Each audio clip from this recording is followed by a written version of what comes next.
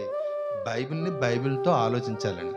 బైబిల్‌లో ఒక ప్రశ్న మనకు తలెత్తినప్పుడు బైబిల్‌తోనే మనం ఆన్సర్ చేయాలి. ఇంకోటేంటనంటే ఆత్మ నేర్పు సంగతులివి. శరీరానుసారంగానే మాత్రమే మనం ఆలోచించకూడదు ప్రతి సంగతిని. అంటే శరీర సంబంధమైనటువంటి విషయాలు కొన్నుంటాయి. ఆత్మ సంబంధమైనటువంటి విషయాలు కొన్నుంటాయి.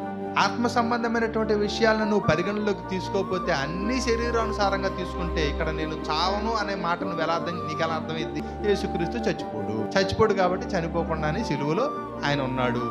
ఇలాగ అపార్థం చేసుకుంటాం. కానీ ఆత్మ సంబంధమైన సంగతులతో సరిచూస్తే మనం ఎలా అర్థం చేసుకోగలమంటే, నేను చావను అని అన్నాడు కదా, దానిని పేతురు గారు ఎలా అర్థం చేసుకున్నారో చూడండి ఒకసారి. పేతురు గారు రాసిన మొదటి పత్రిక 3వ అధ్యాయం 18వ వచనం.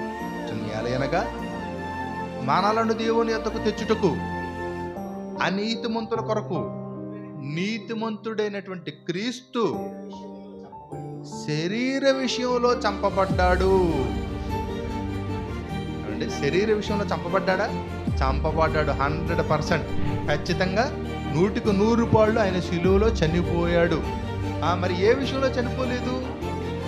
ఆత్మ విషయంలో చచ్చిపోలేదు సుమా. ఆత్మ విషయంలో బ్రతికింపబడ్డాడు.